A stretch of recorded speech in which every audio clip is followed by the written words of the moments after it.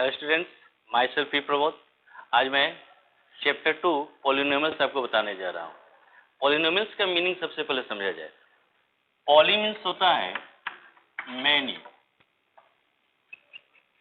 And नोमियल्स means होता है terms,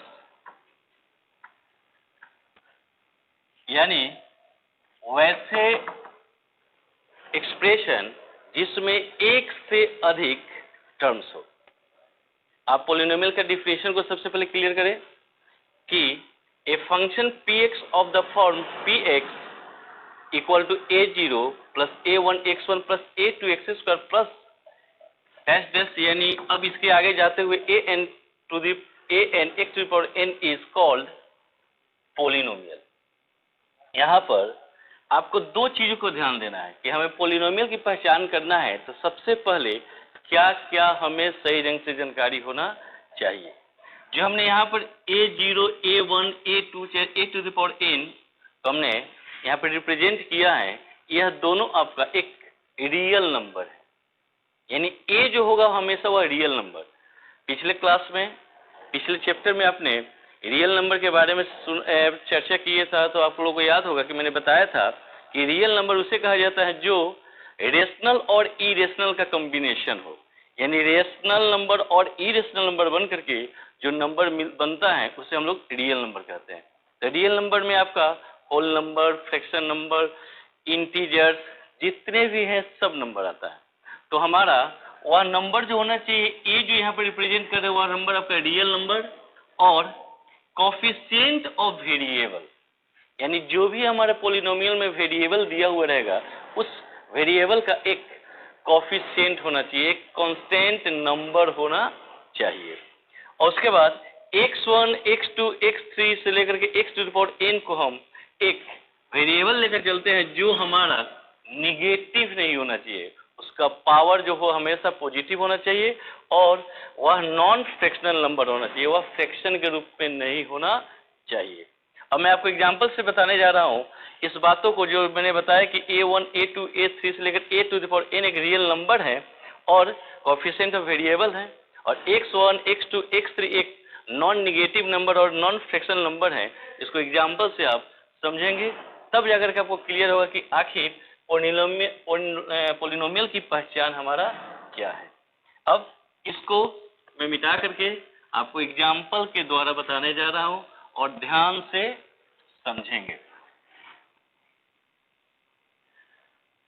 example के रूप में अगर आपको मैंने लिया कि x square plus 3x plus 5, यहाँ पे देखेंगे कि टर्म्स हमारे पास तीन है।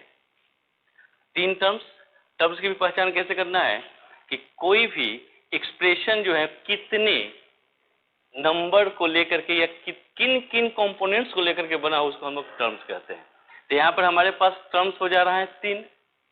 First x square, second 3x और थर्ड 5। फर्स्ट, सेकेंड, थर्ड, यानी हमारे पास टोटल 3 टर्म्स हुए। अब 3 टर्म्स से बना हुआ ये एक्सप्रेशन जो है वह पॉलिनोमियल है कि नहीं है, इसे हमको पहचान करना है।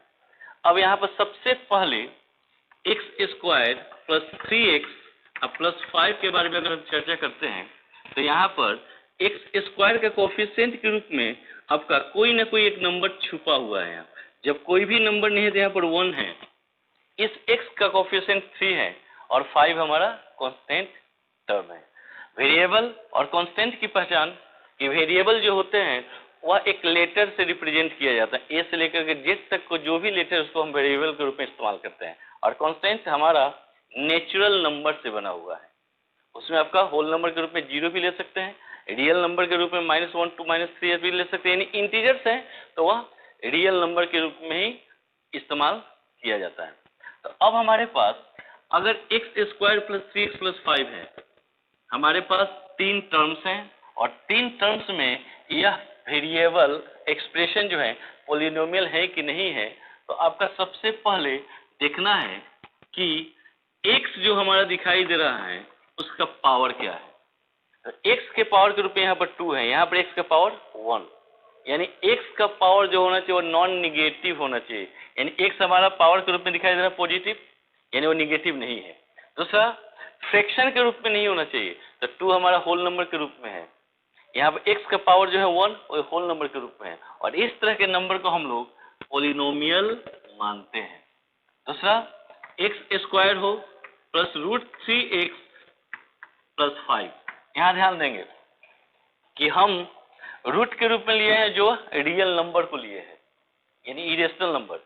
अब यहाँ पर वेरिएबल का पावर 2 है, x का पावर 1 और हमारा कांस्टेंट टर्म, यानी हम देख रहे हैं कि फिर हमारा x का जो पावर है वह होल नंबर के रूप में है, तो ये हमारा पॉलिनोमियल है, इसको हम पॉलिनोमियल मानते हैं। ये हमारा डिफिनेशन के अनुसार से फ्लो बता रहा है कि हमारा जो वेरिएबल है वो हमारा होल नंबर के रूप में है। अगर यही एग्जांपल को लेकर के आगे चले, x² प्लस 3√x प्लस 5, यहाँ पर ध्यान से देखना है 3 टर्म्स है और हमारे पास x² का पावर कितना है 2। यहाँ x का पावर दिखाई दे रहा है कुछ नहीं, लेकिन यह x जो हमारा रूट के अंदर है, इसका मतलब क्या हुआ, x² plus 3x to the power -1/2 plus 5।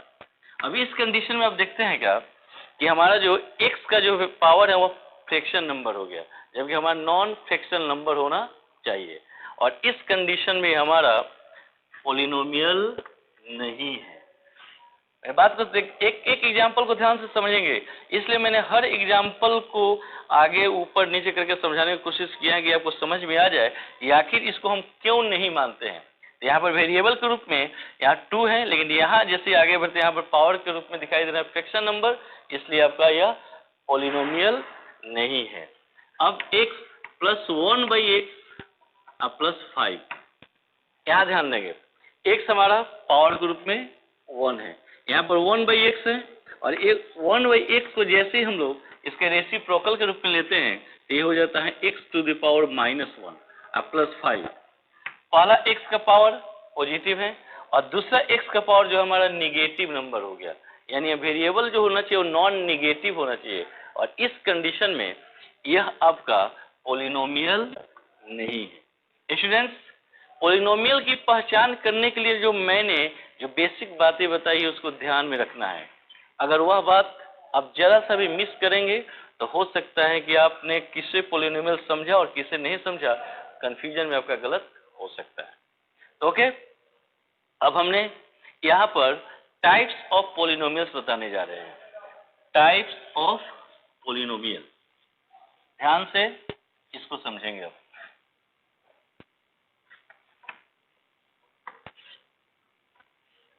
Polynomials के हमने टाइप्स को 2 बेसिक कॉन्सेप्ट को, बेसिक बातों को लेकर के बांटे हैं। पहला, जैसे कि अकॉर्डिंग टू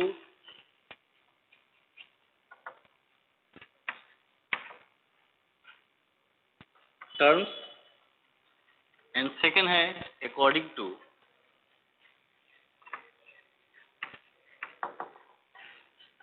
डिग्री। यहाँ पे जो टर्म्स आपका जो शब्द दिखाई दे रहा है, इस टर्म्स को और इस डिग्री को सबसे पहले क्लियर करेंगे। पॉलिनोमियल एक टर्म्स, 2 टर्म्स, 3 टर्म्स को लेकर के बनाया जाता है, यानी कोई भी एक्सप्रेशन है वह हो सकता है कि आपके 1, 2, 3 टर्म्स से बना हो, और डिग्री जो है वैसे वेरिएबल जिसका कोई ना कोई पावर होता है। तो टर्म्स जो होता है कि आपका combination of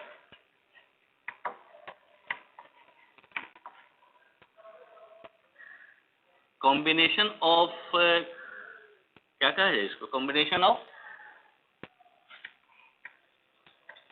components in a expression.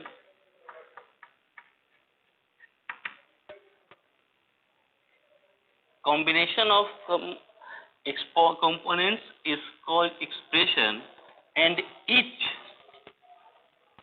component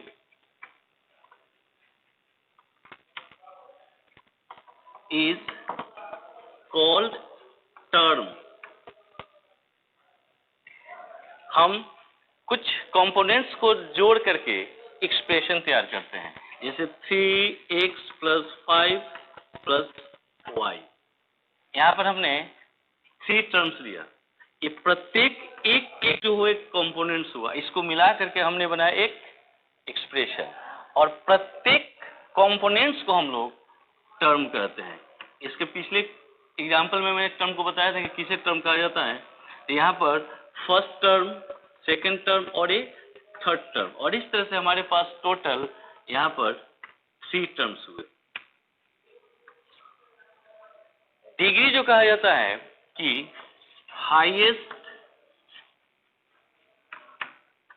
power of variable, जो भी हमारा एक्सप्रेशन दिया हुआ हो, उस एक्सप्रेशंस में वेरिएबल का सबसे पहले पावर को हम लोग देखते हैं, और जो पावर सबसे बड़ा होता है, सबसे अधिक होता है, उसे हम लोग डिग्री कहते हैं।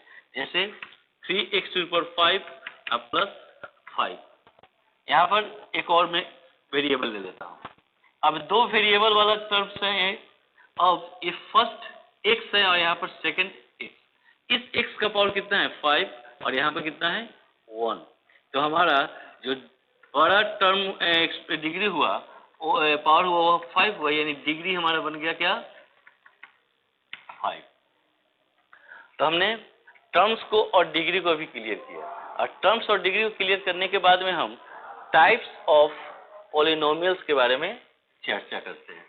दोनों को आप ध्यान से समझेंगे, नाम आपके किस तरह से बदल रहा है उसको ध्यान देना है।